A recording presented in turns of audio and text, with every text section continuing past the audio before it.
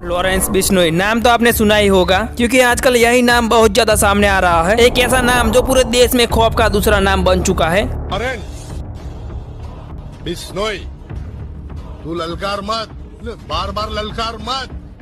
तो मैं जहाँ तक समझता हूँ लॉरेंस, तू समझदार है, तू बहुत अच्छी सोच रखता है लॉरेंस, तेरी रिस्पेक्ट करता हूँ। पंजाब और दिल्ली की सड़कों पर खून बहा चुका ये गैंगस्टर अब मुंबई जैसे शहर में भी अपने पंजे जमा रहा है। 90 के दशक में दाऊद इब्राहिम के बाद बिश्नोई शायद पहला ऐसा क्रिमिनल है जिसने पूरे देश में दहशत का माहौल बना दिया है। करो हाथ जोड़ के लेकिन सबसे बड़ा सवाल यह है कि आखिर एक दशक से भी ज्यादा समय से अलग अलग जेलों में बंद होने के बावजूद लॉरेंस बिश्नोई अपना दबदबा कैसे बनाए हुए है, अपने इस पूरे नेटवर्क को वो कैसे चला रहा है, सलाखों के पीछे बैठकर हाई प्रोफाइल लोगों को कैसे मरवा रहा है और बॉलीवुड के एक सुपरस्टार को कैसे धमका रहा है। तो आइए इस वीडियो में देखते हैं कि लॉरेंस बिश्नोई कौन है और क्या कर सकता है।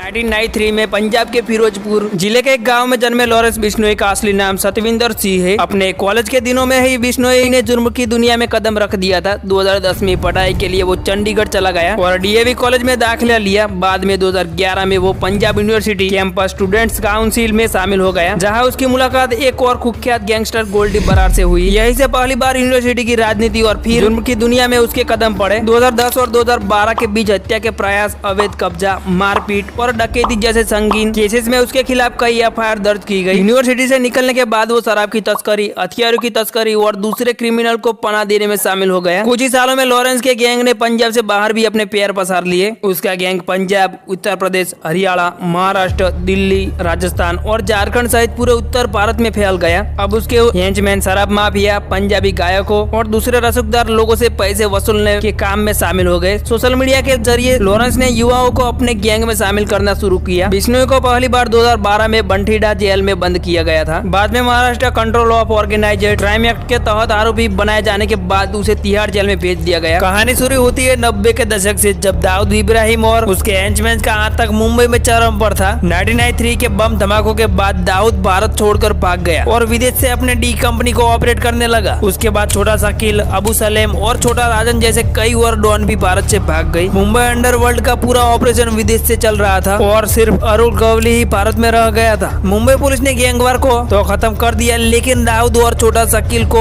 वापस लाने में नाकाम रही। लेकिन आज कुछ कहानी अलग है। लॉरेंस बिश्नोई जेल में रहकर ही अपना पूरा गैंग चला रहा है। दिल्ली के एक जिम मालिक की हत्या इसका ताजा एग्जाम्पल है। 12 सितंबर को हुए इस हत्याकांड में शामिल शूटर के तार बिश्नोई गैंग से जुड़े बताया जा रहा है। लॉरेंस बिश्नोई 2012 से जेल में है। इंडिया टुडे की एक रिपोर्ट के मुताबिक अलग अलग जेलों में बंद रहा बिश्नोई जेल की सलाखों के पीछे ही अपना साम्राज्य चला रहा है। लॉरेंस 2014 में गैंगस्टर से राजनेता बने जसविंदर सिंह उर्फ रॉकी के संपर्क में आया। रॉकी के साथ रहने के दौरान वह राजस्थान के भरतपुर में सक्रिय रहा। रॉकी की 2016 में गैंगस्टर जयपाल पुल्लर ने गोली मारकर हत्या कर दी थी। सितंबर 2021 में गैंगस्टर लॉरेंस बिश्नोई और गोल्डी बराड़ की कनाडा में दविंदर बबिया गैंग के गैंगस्टर सुखदुल सिंह उर्फ सुखा दुनेके की हत्या की जिम्मेदारी ली थी और इसके बाद फेसबुक पोस्ट के जरिए इसका खुलासा हुआ। कनाडा में अज्ञात बंदूकधारियों ने गैंगस्टर सुखदुल सिंह उर्फ सुखा की हत्या कर दी। सुखदुल सिंह को सुखा दुनेके के नाम से जाना जाता था और वो भारत के वांटेड लिस्ट में था। 2 साल पहले 2022 में पंजाबी सिंगर सिद्धू मूसेवाला की हत्या हुई और गैंगस्टर गोल्डी बराड़ ने बिश्नोई की तरफ से इसकी जिम्मेदारी ली। उस समय बिश्नोई तिहाड़ जेल में बंद था। 5 दिसंबर 2023 को एक और हाई प्रोफाइल की हत्या जिसमें उनका नाम सामने आया, वह थी राष्ट्रीय राजपूत करण सेना के अध्यक्ष सुखदेव सिंह गोगामेडी की हत्या।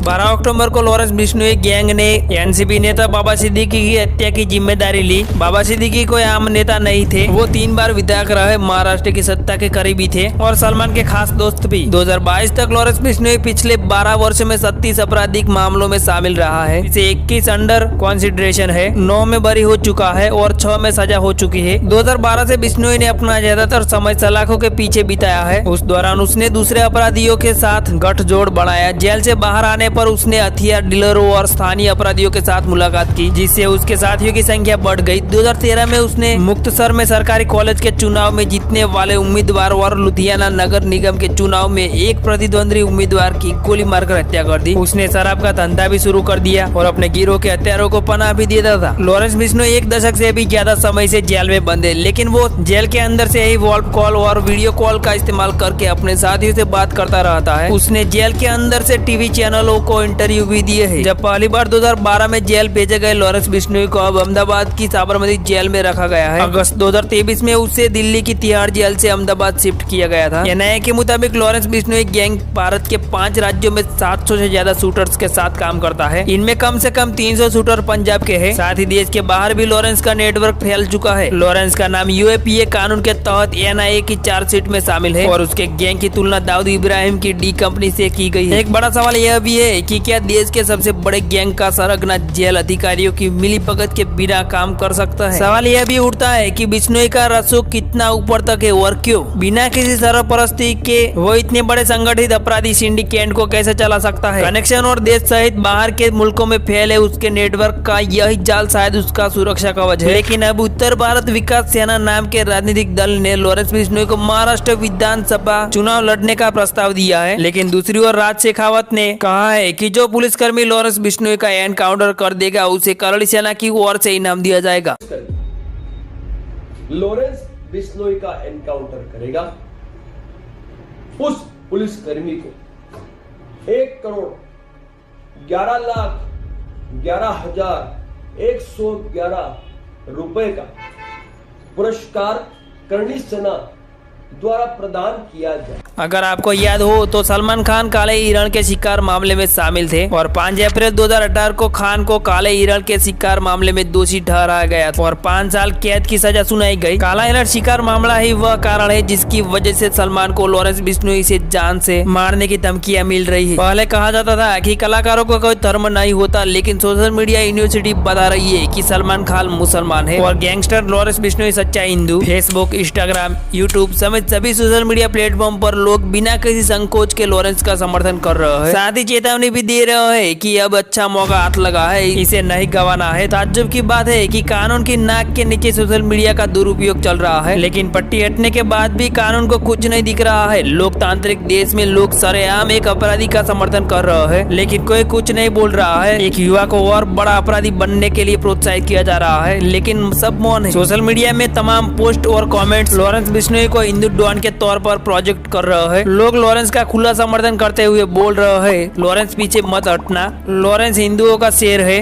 कमेंट्स और पोस्ट करने वालों के लिए कितना आसान है किसी को गलत रास्ता चुनने की सीख देना, लेकिन क्या ये लोग अपने घरों के बच्चों को अपराध की दुनिया में जाने की सीख देंगे? लॉरेंस बिश्नोई 31 साल का युवा है, 10 साल से जेल में बंद है। काले हिरण के शिकार मामले में सलमान खान को हत्या की धमकी देने से काफी चर्चा में है। एक युवा को सही सीख देने की जगह लोग उसे अपराध की दुनिया का दाऊद इब्राहिम बनने की नसीहत दे रहे हैं। लॉरेंस बिश्नोई भी किसी का बेटा है, किसी का भाई है। उसके परिवार ने भी लॉरेंस को लेकर कुछ सपने सजाए होंगे, लेकिन ये पूरा प्रकरण देखकर उसका परिवार भी दुखी होगा। लेकिन किसी को किसी के इमोशन से क्या फर्क पड़ता है, और फर्क क्यों पड़े? उनके बच्चे तो IIT में दाखिला लेना चाहते हैं, किसी का बच्चा IAS और IPS बनना चाहता है, दूसरे का बच्चा बर्बाद हो, उन पर क्या जोर पड़ेगा? वो तो बस भारत में एक हिंदू डॉन को देखना चाहते हैं। सोशल मीडिया पर नफरती माहौल बनाया जा रहा है, जबकि लॉरेंस बिश्नोई खुद अपने इंटरव्यू में कह चुका है कि उसे ना तो राजनीति में आना है और ना ही किसी गरीब पर अत्याचार करना है। लेकिन सोशल मीडिया उसे जबरदस्ती हिंदू डॉन बनाने में लगी है। उधर सलमान खान एक ऐसे एक्टर है जिनकी फिल्मों ने देश में 100 करोड़ रुपए के बिजनेस वाला ट्रेंड सेट किया था। लोग दिवाली और ईद के आसपास लगने वाली सलमान की फिल्मों को हाथों हाथ लेते हैं। सलमान को सुपरस्टार मानने वालों में मुसलमानों से ज्यादा संख्या हिंदुओं की है। क्या सलमान खान को सिर्फ फिल्मों में ही पसंद करते हैं लोग? क्या रियल लाइफ में सलमान खान को सिर्फ मुसलमान के तौर पर देखा जाता है? ऐसे कई सवाल अब खड़े होने लगे हैं। हालांकि बुद्धिजीवी का एक वर्ग है जो मानता है कि सोशल मीडिया पर अब हर मामले को लेकर एक नैरेटिव सेट किया जाता है। हिंदू मुस्लिम करने में लोगों को ज्यादा मजा आता है,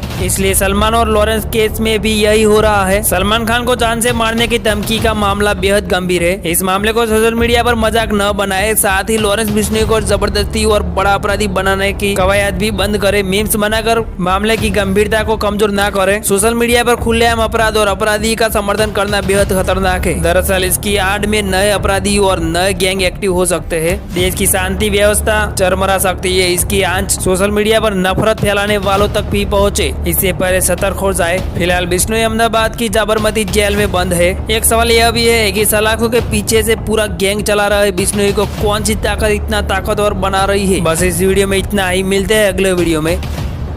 जय हिंद।